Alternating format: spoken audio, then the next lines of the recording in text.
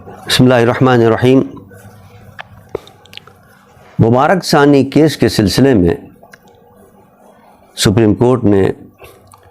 6 فروری 2024 کو ایک فیصلہ کیا۔ اس فیصلے پر پورے ملک کے اندر ایک اضطراب کی لہر دوڑ گئی۔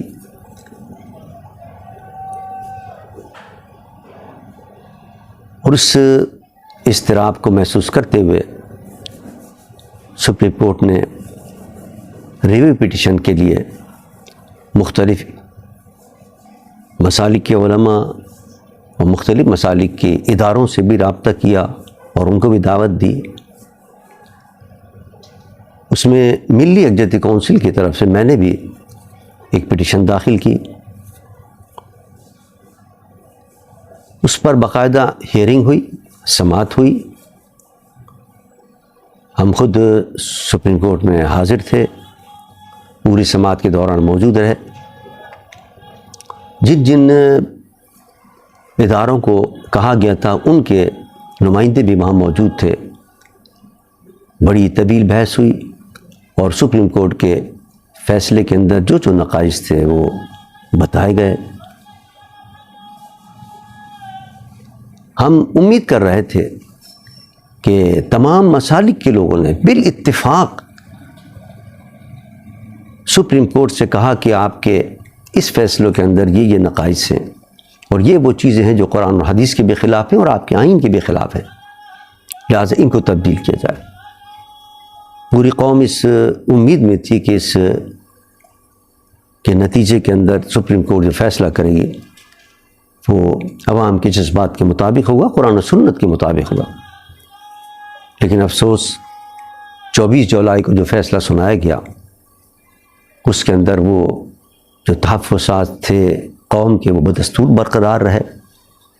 اور ان کی اپنے جو سابقہ فیصلوں کے اندر جو چیزیں قابل اعتراض تھیں ان کو نہیں رفع کیا گیا،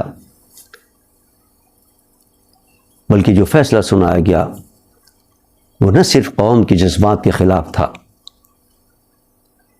بلکہ آئین پاکستان کے بھی سراسر خلاف تھا، قرآن و سنت کے بھی خلاف تھا۔ عوام کے اندر اضطراب پیدا ہوا اور پورے ملک کے اندر احتجاجی تحریکیں شروع ہو گئیں۔ اس کو محسوس کرتے ہوئے پارلیمنٹ کے اندر یہ مسئلہ اٹھایا گیا۔ پارلیمنٹ کے اندر آپ حیران ہوں گے کہ حزب اختلاف اور حزب اقتدار دونوں سے تعلق رکھنے والے، مختلف جماعتوں سے، مختلف سیاسی پارٹیوں سے تعلق رکھنے والوں نے بالاتفاق ایک ہی موقف اختیار کیا کہ سپریم کورٹ نے اپنے فیصلے کے اندر جو قادیانیوں کو اجازت دی ہے کہ وہ نجی طور پر اپنی تبلیغ کر سکتے ہیں، یہ اسلام کے خلاف ہے، یہ دین کے خلاف ہے، اس لیے کہ ان کی تبلیغ تو قرآن کی توہین ہے، ان کی تبلیغ تو حدیث کی توہین ہے، ان کی تبلیغ تو قرآن کی تحریف ہے۔ تو تحریف کی اجازت کب دی جا سکتی ہے؟ یہ تو آئین آپ کو اجازت نہیں دیتا، قرآن و سنت اجازت نہیں دیتا کہ قرآن کی کوئی توہین کرے، تو آپ کیسے اپنی اس فیصلے کے اندر 24 تاریخ کے فیصلے میں ان کو اجازت دے رہے ہیں؟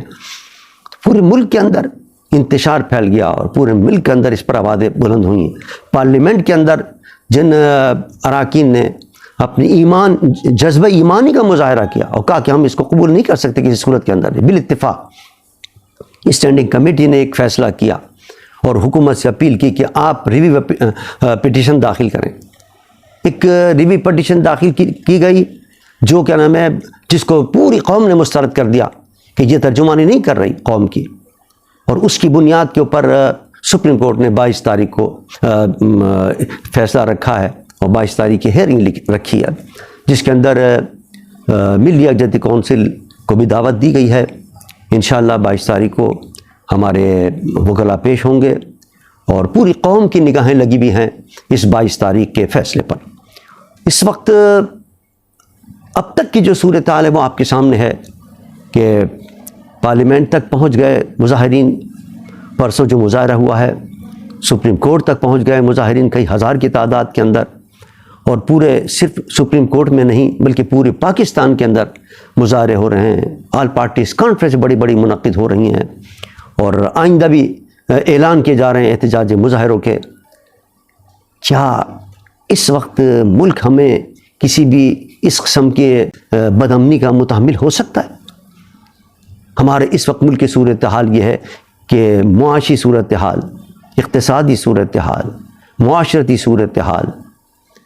سیاسی صورتحال، بین الاقوامی اور خارجی اور داخلی ہماری امن و امان کی صورتحال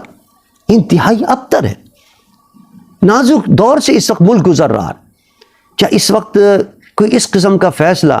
جو قرآن و سنت کے بخلاف ہو، پاکستان کے جو عاشقان مصطفیٰ ہیں، مسلمان ہیں، حضور سے عشق رکھنے والے ہیں، ختم نبوت پہ ایمان رکھنے والے ہیں، ان کے جذبات کے خلاف کوئی فیصلہ ہو، اور ایک کا نہیں، دو کا نہیں، کروڑوں اور اربوں لوگوں کا یہ کے نامی ایمان کا مسئلہ ہو اور ان کے جذبات کا مسئلہ ہو، کیا اس قسم کا کوئی فیصلہ ہو جو ان کے خلاف ہو؟ کیا پاکستان کی اس وقت کی صورتحال کے اندر کیا مناسب ہوگا ایسا فیصلہ کرنا؟ ہم بڑی مؤدبانہ اپیل کریں گے سپریم کورٹ کے معزز جج صاحبان سے کہ خدا را ایسا فیصلہ نہ کریں۔ 22 تاریخ کو ملی عقد کونسل کے بھی وکلاء پیش ہوں گے انشاءاللہ، اور دیگر جن کو آپ نے بلایا وہ ان کے بھی وکلاء بھی آئیں گے،